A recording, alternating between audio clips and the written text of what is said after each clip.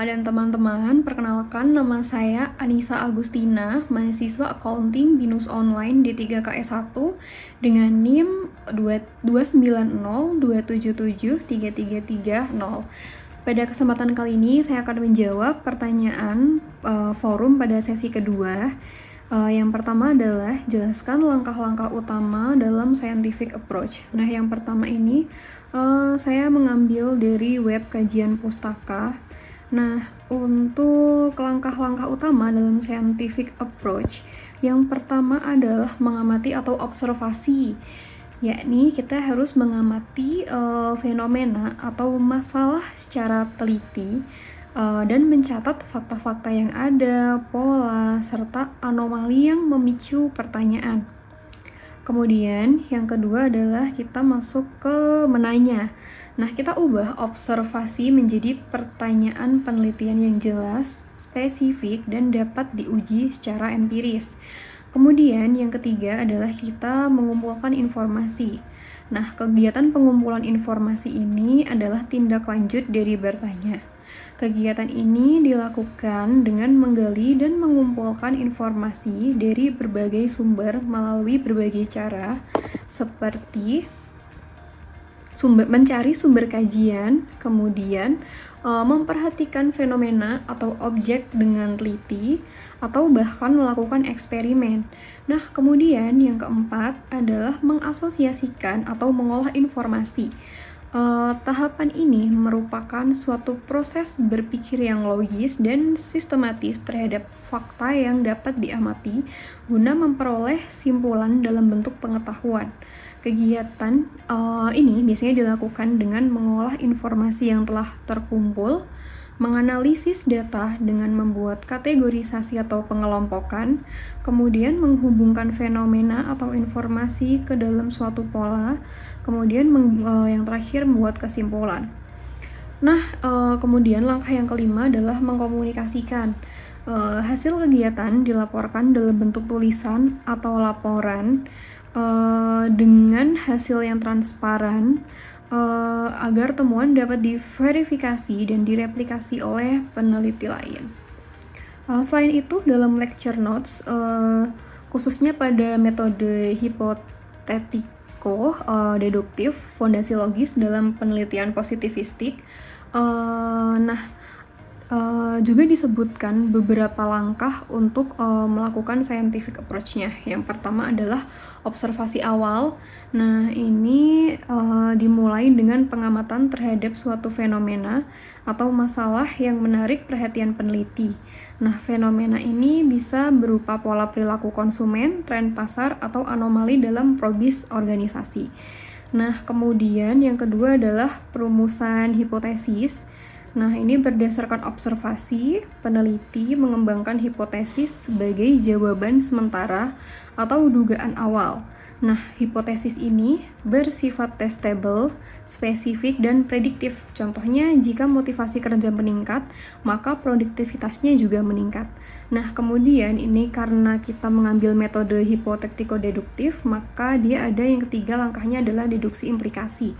Yakni peneliti kemudian menggunakan logika deduktif untuk menguraikan implikasi atau konsekuensi logis dari hipotesis tersebut. Nah, ini menghasilkan prediksi empiris yang dapat diuji di lapangan. Kemudian yang keempat adalah pengumpulan dan analisis data. Nah, langkah ini itu merancang studi seperti eksperimen, survei, atau observasi kuantitatif untuk mengumpulkan data yang relevan lalu menganalisisnya menggunakan statistik inferensial atau teknik kuantitatif lainnya. Kemudian yang terakhir adalah evaluasi hipotesis dan kesimpulan. Jika data mendukung hipotesis, maka teori yang mendasarinya diperkuat. Namun jika tidak, maka teori perlu dimodifikasi atau ditolak, sebagaimana dijelaskan dalam prinsip falsifikasi Popperian. Kemudian, pertanyaan yang kedua adalah mengapa pendekatan ilmiah dianggap lebih reliable dalam business research? Nah, pendekatan ilmiah lebih reliable karena menerapkan prosedur sistematis yang mengurangi bias, karena metode ilmiah menekankan pengukuran yang terstandar, kontrol variabel, dan penggunaan instrumen yang teruji sehingga hasil lebih bebas dari opini subjektif peneliti. Nah, ini penting dalam bisnis untuk membuat keputusan berbasis bukti, bukan asumsi. Selain itu, pendekatan ilmiah meningkatkan validitas temuan karena alat ukurnya jelas dan konsisten, sehingga menghasilkan insight yang dapat diandalkan. Kemudian, pada pertanyaan ketiga adalah apa yang dimaksud dengan alternative approaches to investigation, dan berikan contohnya.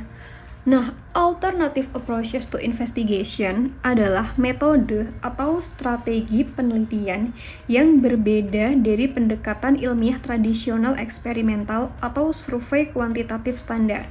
Pendekatan ini menawarkan cara lain untuk mengumpulkan, menganalisis, dan menafsirkan data. Seringkali lebih cocok untuk konteks kompleks, masalah sosial, atau ketika tujuan penelitian menuntut kedalaman, partisipasi, atau kreativitas. Salah satunya adalah pendekatan interpretatif yang berangkat dari asumsi bahwa realitas bersifat subjektif dan dikonstruksi secara sosial. Tujuan pendekatan ini adalah memahami makna, bukan sekedar mengukur variabel. Kemudian ada wawancara mendalam, observasi partisipatif, dan studi kasus. Itu merupakan metode umum dalam pendekatan ini. Nah, selain itu, dalam alternative approach itu juga ada pendekatan critical research yang berusaha menggunakan struktur kekuasaan atau ketidakadilan dalam organisasi. Pendekatan ini tuh tidak netral, ia secara eksplisit berpihak pada perubahan sosial. Misalnya, penelitian kritis akan menyoroti bagaimana sistem akuntansi memperkuat dominasi manajemen atas buruh, atau bagaimana gender dan ras membentuk ketimpangan di tempat kerja. Kemudian pertanyaan yang keempat adalah bandingkan kelebihan dan keterbatasan scientific approach versus alternative approaches. Nah, kalau scientific approach itu kelebihannya adalah dia objektif, terus memiliki bukti kuantitatif yang terukur dan dapat diuji, desainnya terstandar, memudahkan replikasi, kemudian kuat untuk menguji hubungan sebab akibat, kemudian dapat meminimalkan bias melalui kontrol dan statistik. Kemudian, untuk keterbatasannya pada scientific approach adalah kurang menangkap konteks dan makna, kemudian desainnya kaku, bisa mahal dan memakan waktu dan untuk eksperimen besar. Kemudian untuk yang alternative approach, kelebihannya adalah menangkap pengalaman, motivasi, dan konteks, kemudian fleksibel dan berguna untuk eksplorasi dan teori baru. Akan tetapi keterbatasannya adalah sulit digeneralisir, kemudian replikasinya menantang, dan hasil bisa dipengaruhi bias peneliti. Dan seringkali itu analisisnya bersifat subjektif. Kemudian pertanyaan yang kelima adalah, dalam konteks penelitian manajemen modern, misalnya big data atau AI, apakah scientific approach masih relevan? Nah, pendekatan ilmiah masih sangat relevan dalam penelitian manajemen modern, tapi harus ada beberapa evolusi ya. Kenapa? Karena yang pertama, prinsip ilmiah itu tetap fundamental untuk kredibilitas. Jadi meskipun teknik AI dan analitik skala besar membuka peluang baru tanpa kerangka ilmiah, hasil tuh mudah menyesatkan. Penelitian manajemen yang mengandalkan korelasi dari big data beresiko menghasilkan rekomendasi yang tidak kausal dan tidak dapat diandalkan dalam pengambilan keputusan strategis. Penggunaan eksperimen dan metode kausal modern itu bisa menjaga validitas inferensi. Kemudian yang kedua adalah mengenai tantangan replikasi dan transparansi. Nah, pada model AI itu seringkali terdapat black box ya, semacam black box, dan sulit direplikasi tanpa akses penuh pada data, kode, dan hyperparameter. Oleh karena itu, prinsip ilmiah menuntut dokumentasi lengkap, berbagai kode atau data bila memungkinkan, dan menggunakan benchmark yang jelas agar temuan dapat diverifikasi. Kemudian yang ketiga adalah mengenai etika bisnis dan tanggung jawab keputusan. Nah, AI yang digunakan dalam manajemen, misal perekrutan, kemudian penetapan harga, dapat memperkuat bias historis. Pendekatan ilmiah relevan digunakan karena untuk menuntut pengukuran bias, analisis fairness, dan pelaporan keterbatasan. Jadi bukan sekedar optimasi metrik performa. Kemudian tanpa adaptasi ini, riset berisiko menghasilkan temuan yang cepat tapi rapuh, tidak dapat direplikasi atau berbahaya secara etis. Dengan integrasi yang tepat, scientific approach justru menjadi penyangga penting agar inovasi AI menghasilkan pengetahuan yang valid, berguna, dan bertanggung jawab. Kemudian pertanyaan keenam adalah perbedaan antara internal researcher dan external consultant dalam organisasi dan apa kelebihan serta kelemahannya. Yang pertama adalah internal researcher adalah individu atau tim dalam organisasi yang ditugaskan untuk melaksanakan fungsi penelitian dan analisis. Nah, mereka seringkali berasal dari departemen riset dan pengembangan, divisi strategi atau unit business intelligence. Sedangkan konsultan eksternal itu semacam firma riset independen atau individu ahli yang memberikan pendekatan yang relatif lebih objektif terhadap permasalahan organisasi. Nah, mereka itu membawa wawasan lintas industri, metodologi terkini, serta pengalaman empiris dari berbagai konteks bisnis. Nah, untuk keunggulan dari internal researcher itu mencakup pemahaman mendalam tentang budaya organisasi dan proses internal, kemudian akses data dan stakeholder yang lebih mudah dan cepat, kemudian efisiensi biaya karena tidak memerlukan kontrak eksternal tambahan, tapi dia memiliki kelemahan seperti resiko bias internal, karena adanya tekanan dari atasan, kemudian ada potensi konflik kepentingan dan persepsi subjektif terhadap kebijakan internal juga dapat mempengaruhi independensi hasil penelitian. Nah, kemudian untuk konsultan eksternal itu kelebihannya adalah objektivitas yang tinggi karena tidak terlibat dalam dinamika internal organisasi, kemudian kemampuan metodologi yang canggih, seringkali memiliki akses terhadap teknologi atau pendekatan statistik terbaru. Kemudian pandangannya tuh segar terhadap permasalahan yang mungkin telah dibiasakan oleh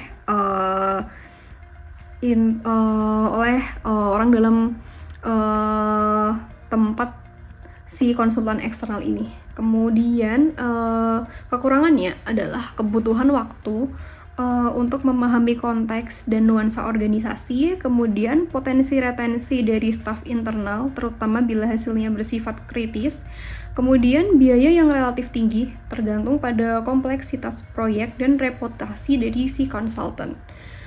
Kemudian yang ketujuh adalah jika Anda adalah CEO, faktor apa yang menjadi pertimbangan sebelum memilih internal atau external researcher? Nah, yang pertama itu yang akan saya perhatikan adalah tujuan risetnya. Nah, apakah untuk monitoring atau evaluasi berkelanjutan atau untuk audit independen atau transformasi besar. Nah, itu kita harus pilih dulu sesuai tujuan strategisnya. Kalau untuk monitoring atau evaluasi berkelanjutan, kita bisa pilih yang internal, konsultan internal. Tapi kalau misal untuk transformasi yang besar, kita pilih yang konsultan eksternal. Kemudian yang kedua terkait akses gitu. Jika kita memerlukan akses yang sangat tinggi, maka kita perlu konsultan internal. Tapi kalau misal tidak masalah dengan terbatasnya akses di awal, nah itu kita bisa ambil yang konsultan eksternal. Kemudian adalah faktor yang ketiga adalah objektivitas. Nah, kalau kita perlu yang objektivitasnya tinggi, maka kita pilih yang konsultan eksternal. Tapi kalau misal tidak masalah, cenderung rendah karena adanya pengaruh organisasi, maka kita ambil yang konsultan internal.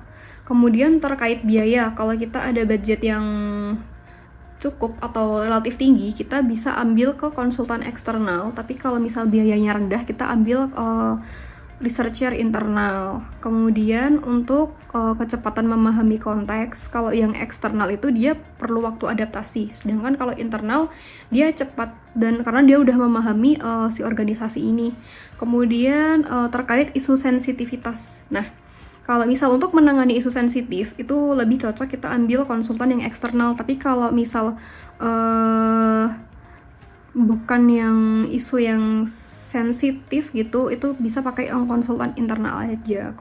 Kemudian yang terakhir adalah terkait kompleksitas proyek. Nah, untuk yang proyek strategis atau lintas fungsi kita bisa ambil yang konsultan eksternal. Tapi untuk riset dan operasional rutin kita bisa mengambil yang konsultan internal saja. Oke, seperti itu untuk yang forum sesi kedua. Terima kasih. Wassalamualaikum warahmatullahi wabarakatuh.